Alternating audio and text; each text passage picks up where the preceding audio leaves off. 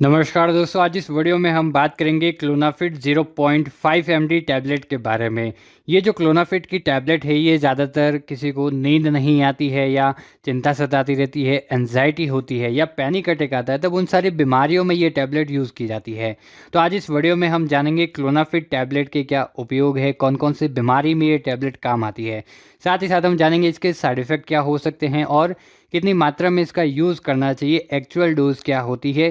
साथ ही हम जानेंगे इसकी सावधानियों के बारे में, क्या क्या सावधानियां इसका उपयोग करते टाइम रखनी चाहिए। तो पूरी डिटेल आपको इस वीडियो में मिलने वाली है। वीडियो को बिना स्किप किए पूरा देखेगा, बहुत अच्छी जानकारी आपको मिलेगी। मैं हूं आपका होस्ट प्रजापति विकास और आप देख रहे हैं जैनी एजुकेशन यूट्यूब चैनल। तो चैनल को सब्सक्राइब करके रखिएगा, ऐसे ही नई नई वीडियोज़ आपको मिलती रहेगी। चलिए बात करते हैं क्लोनाफिट 0.5 md टैबलेट के बारे में। यहाँ पर क्लोनाफिट 0.5 md इसका ब्रांड नेम है और इसके अंदर क्लोनाज़ेपाम है। तो क्लोनाज़ेपाम क्या है? ये एक बेंजोडाइजेपिन क्लास की दवाई है जो क्या करती है, आपके शरीर में एक केमिकल मैसेंजर को ये बढ़ाती है और उस केमिकल का नाम है गाबा। इस केमिकल को ये आपके शरीर में बढ़ाती है, जिससे क्या होगा, आपका जो माइंड है वो शांत हो जाएगा और आपके शरीर में जो भी नर्व सेल्स होती है, तंत्रिका कोशिकाएं होती हैं, वो भी शांत हो जाती है, उनकी एक्टिविटी कम हो जाती है। तो इस प्रकार से ये जो क्लोनाफिट टैबलेट है ये काम करती है। अब बात करते हैं इसके यूजेस के बारे में, कौन कौन सी बीमारी में ये टैबलेट काम आती है। सबसे पहली है एंजाइटी, जिसको चिंता बोलते हैं। तो जब भी किसी को एंजाइटी होती है, चिंता सताती रहती है कि अब क्या होने वाला है, यही सोच सोच कर उसको चिंता सताती रहती है, घबराहट होती है, तो एंजाइटी के ट्रीटमेंट में क्लोनाफिट टैबलेट यूज़ की जा सकती है। इसके अलावा ये एपिलेप्सी के ट्रीटमेंट में यूज़ करते हैं, जिसको मिर्गी कहा जाता है।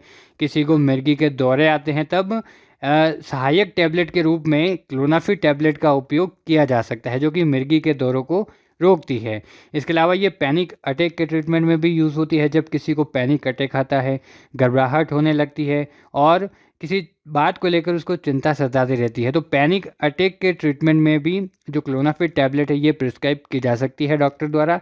साथ ही साथ अगर मूवमेंट डिसऑर्डर है, मूवमेंट डिसऑर्डर में क्या होता है, जो पेशेंट है उसके हाथ पैर उसके कंट्रोल में नहीं रहते हैं, हाथ पैर हिलते रहते हैं और मूवमेंट होता रहता है, तो उसके ट्रीटमेंट में भी क्लोनाफिट टैबलेट यूज़ की जा सकती है।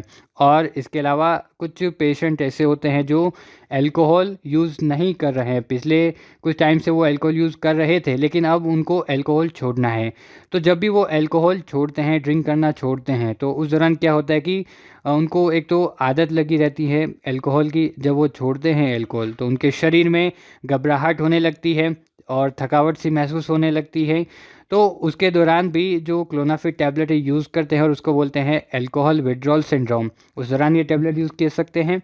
साथ ही साथ अगर किसी पेशेंट को नींद नहीं आती है या फिर इंसोमिनिया जिसको बोलते हैं, नींद आने में दिक्कत होती है, और उसके ट्रीटमेंट में भी क्लोनाफिट टैबलेट यूज़ की जा सकती है। अब बात करते हैं क्लोनाफिट टैबलेट के साइड इफ़ेक्ट के बारे में, कौन कौन से साइड इफ़ेक्ट देखने को मिल सकते हैं। अगर कोई भी साइड इफ़ेक्ट आपको देखने को मिलता है तो तुरंत आपको डॉक्टर से सलाह लेनी है, उनसे कंसल्ट करना है।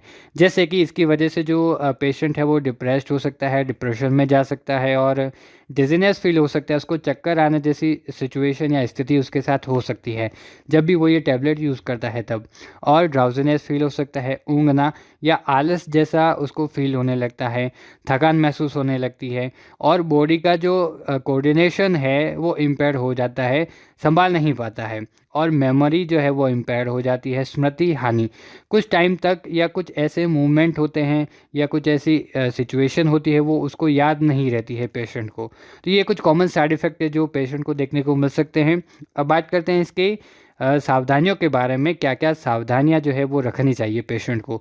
सबसे पहले तो अगर कोई पेशेंट अल्कोहल या ड्रिंक कर रहा है तो उनको ये टैबलेट नहीं खानी चाहिए, या फिर टैबलेट अगर खा ली है, टैबलेट यूज़ कर ली है, तो उसके दौरान ये अल्कोहल यूज़ नहीं करना है।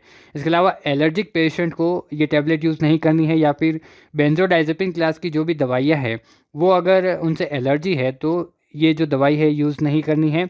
साथ ही साथ प्रेगनेंसी के दौरान इसका उपयोग नहीं करना है, और ड्राइविंग अगर आप कर रहे हैं या फिर कोई ऐसा काम है जिसमें अटेंशन की ज़रूरत है तो वो काम आपको नहीं करना चाहिए इस टैबलेट का यूज़ करने के बाद, क्योंकि इसकी वजह से नींद आती है, जो पेशेंट है वो शांत हो जाता है। तो ये जो सावधानियां हैं पेशेंट को रखनी चाहिए। अब बात करते हैं इसकी डोज़ के बारे में, कितनी मात्रा में ये जो टैबलेट है खानी चाहिए या दी जाती है पेशेंट को डॉक्टर द्वारा। तो यहाँ पर डोज़ की बात करें तो मार्केट में अलग अलग डोज इसकी अवेलेबल होती है, जैसे कि ये 0.25 mg में अवेलेबल होती है, 0.5 mg में अवेलेबल होती है, 1 mg और 2 mg में भी इसकी जो डोज़ है वो अवेलेबल होती है और अलग अलग ब्रांड नेम से ये मिलती है। अब बात करते हैं इसकी डोज़ जो है कैसे प्रिस्क्राइब की जाती है। तो जो इसकी डोज़ है वो डॉक्टर द्वारा प्रिस्क्राइब की जाती है पेशेंट की कंडीशन के अनुसार, और ये टैबलेट ओटीसी अवेलेबल नहीं है।